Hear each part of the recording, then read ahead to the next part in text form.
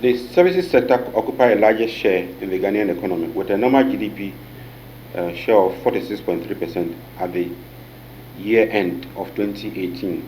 In the first half of 2019, the sector recorded an average growth of 6.9%, compared with 0.9% recorded in the same period for the preceding year of 2018. The sector recorded an increase in growth from 1.4% and 0.5% in the first and second quarters of 2018, respectively, to 7.2% and 6.5% for the same period in 2019, and with a projected end-of-year growth rate of 5.4%, that is for 2020.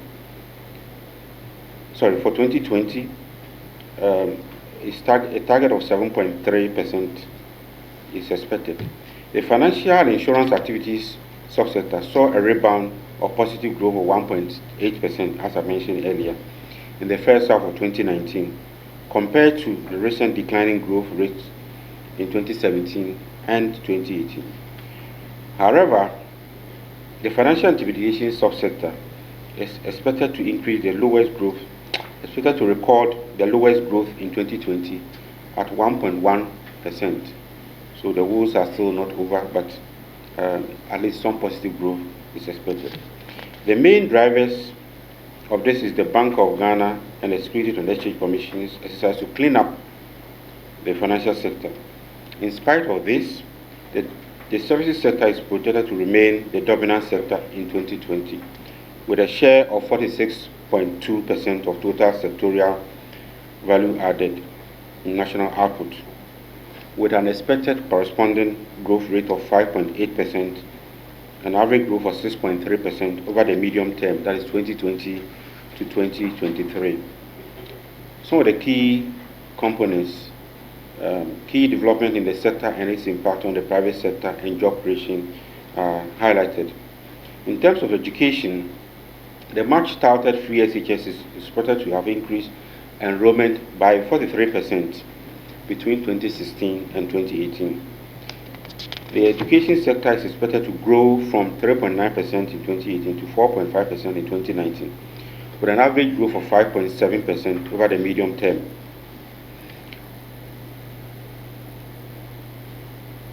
However, it is not clear how much funding has been set aside to build the required infrastructure and employ the requisite number of lecturers in preparation for the huge number of SHS graduates who will be entering the universities in the next 2 to 3 years. What is the plan to employ the SHS graduates who will not gain admission to the tertiary cycle? I think these are questions we all need to ask.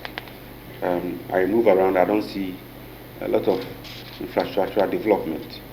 So I don't know how we are going to accommodate the free SHS graduates who will be coming in 2020.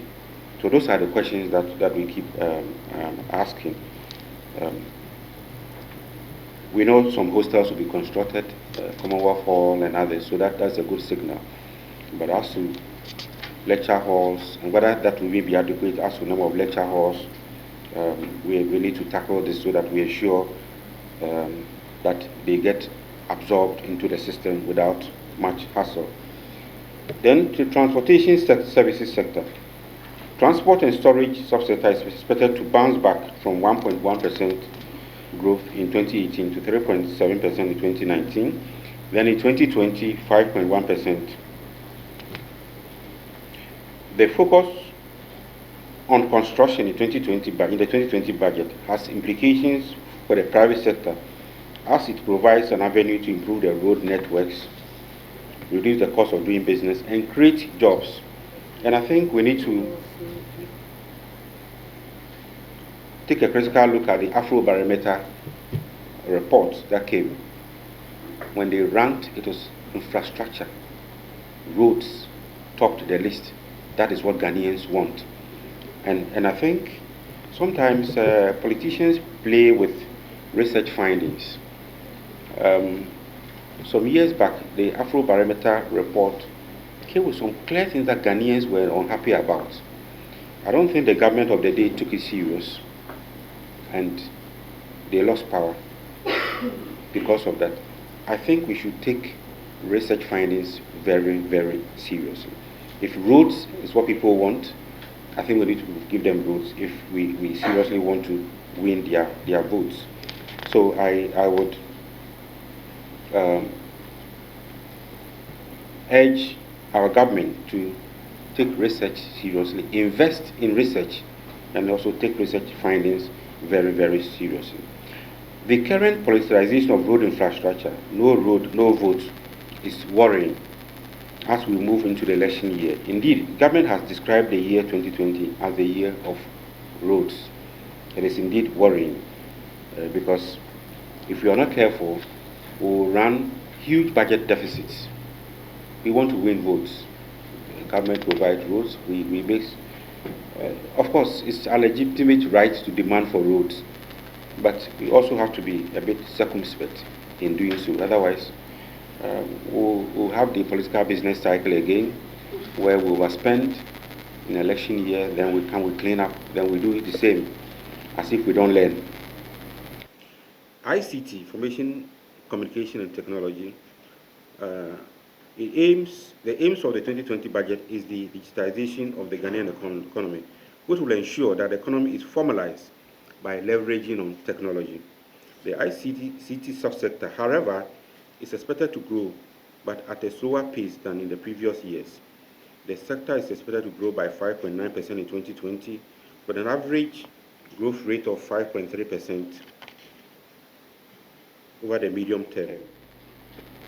There are a lot of programs, digital property addressing system, paperless port system, driver's licenses, NHIS, and many, many others that are expected to be undertaken.